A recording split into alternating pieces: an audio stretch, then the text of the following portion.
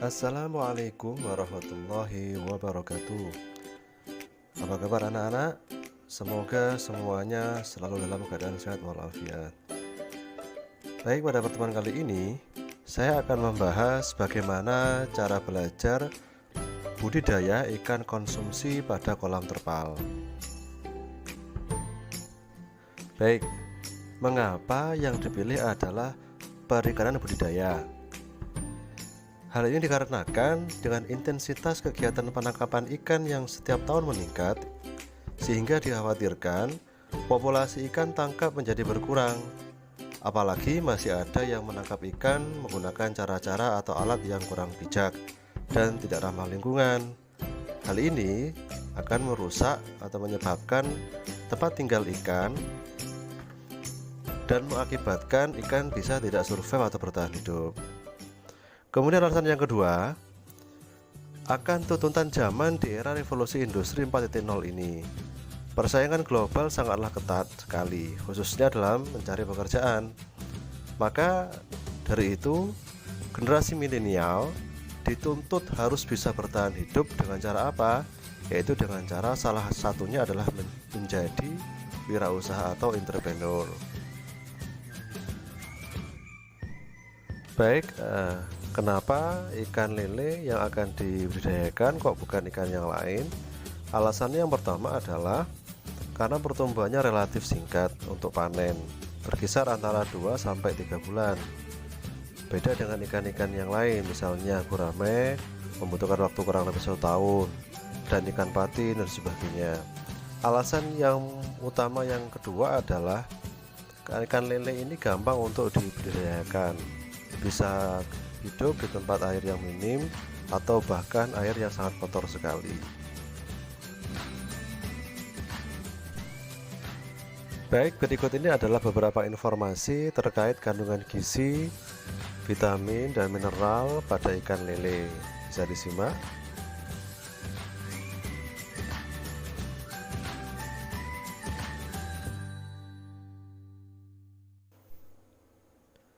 Baik, berikutnya mengenai media atau tempat budidaya ikan lele. Kenapa di sini memilih kolam terpal? Alasan yang paling utama adalah yang pertama, kolam terpal lebih hemat biaya, lebih ringan dibandingkan dengan kolam beton, dan lebih praktis, efisien waktu. Alasan yang kedua adalah ikan hasil pada kolam terpal dengan kolam beton jauh lebih berkualitas pada kolam terpal. Alasan yang ketiga adalah mudah dalam kontrol dalam perawatan, karena cakupannya itu terbatas dibandingkan dengan kolam pada area persawahan atau keramba apung atau pada kolam beton. Berikut tahapan budidaya. Tahap yang pertama yaitu persiapan tempat budidaya. Yang saya garis bawahi di sini, yang pertama, dalam hal pemilihan lokasi juga sangat penting. Khususnya perlu dipertimbangkan yaitu intensitas sinar matahari yang cukup. Jangan terlalu redup atau teduh dan juga jangan terlalu panas, karena juga akan berpengaruh pada ikan.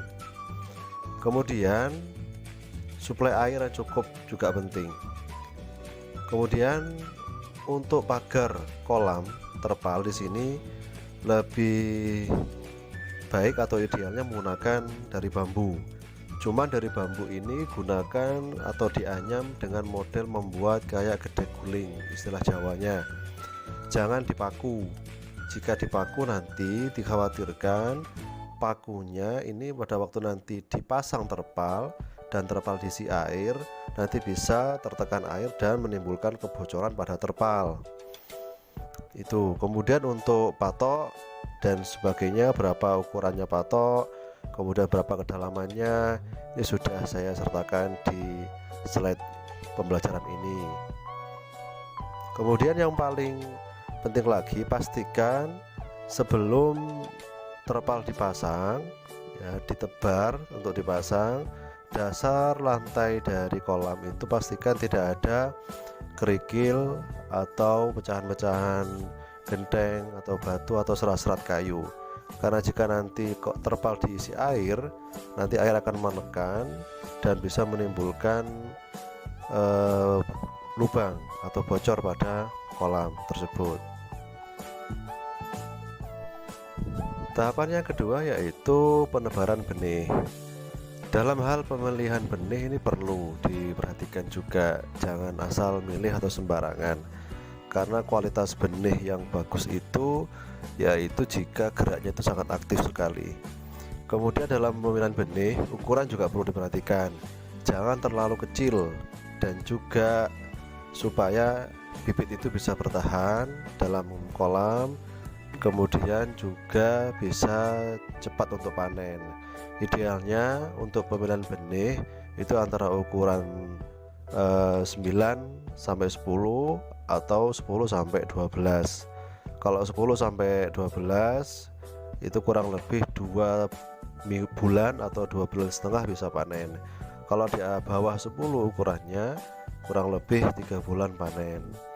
Kemudian dalam penebaran benih, usahakan bibit jangan langsung ditebar di kolam, namun air di kolam itu dimasukkan dulu di bak tempat benih tadi itu, supaya nanti mengkondisikan antara air di dalam bak bibit dengan air di kolam supaya seimbang. Jika nanti bibit sudah keluar sendiri dari bak ke kolam, baru nanti tuang pelan-pelan seluruh bibit ke kolam, seperti itu. Tahapan yang ketiga yaitu pemeliharaan atau perawatan. Di sini untuk kolam terpal tidak terlalu rumit karena jangkauannya terbatas. Yang perlu diperhatikan adalah yaitu sirkulasi air, karena penting sekali supaya ikan tetap rakus dalam makan. Biarpun lele bisa hidup di kondisi air yang sangat kotor atau minum air, namun perlu juga diperhatikan sirkulasi airnya. Kemudian untuk membuang air, sarannya jangan dibuang habis semua air yang dalam kolam, sisakan seperempatnya supaya ikan tidak beradaptasi lagi dengan air yang baru. Tahapan selanjutnya yaitu pemberian pakan. Mengenai teknis pemberian pakan bagaimana, bisa disimak di slide pembelajaran yang saya sertakan. Yang paling penting adalah untuk pemberian pakan jangan sampai ikan kekenyangan, karena jika kekenyangan bisa menyebabkan ikan menjadi kembung dan pecah sehingga ikan mati.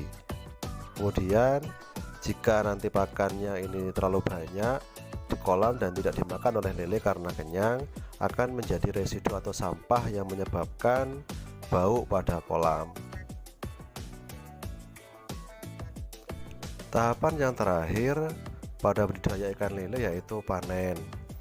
Perlu diperhatikan supaya ikan bisa panen bersamaan, perlu dilakukan sortir atau ses pada ikan yang lebih besar duluan, sehingga perlu adanya untuk membuat kolam yang kedua, jangan hanya satu. Untuk bagi pemula perlu diperhatikan, karena rata-rata pemula yang tidak tahu hanya membuat satu kolam ukuran besar, tidak membuat kolam yang kedua untuk penampungan ikan yang lebih besar, sehingga pada waktu panen rata-rata gagal, tidak sesuai dengan hasil yang diinginkan, sehingga setelah itu gulung tikar dan tidak lagi usaha lagi.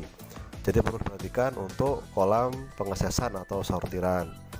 Kemudian biasanya untuk panen lele itu umumnya 1 kilonya isi 12 ekor, namun tergantung lagi permintaan pasar. Ada yang minta di bawah 10 per kilonya, ada isi 8 atau 9.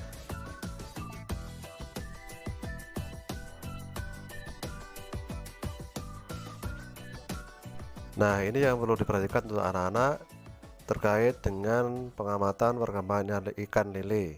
Di sini saya buatkan tabel hasil pengamatan perkembangan ikan lele.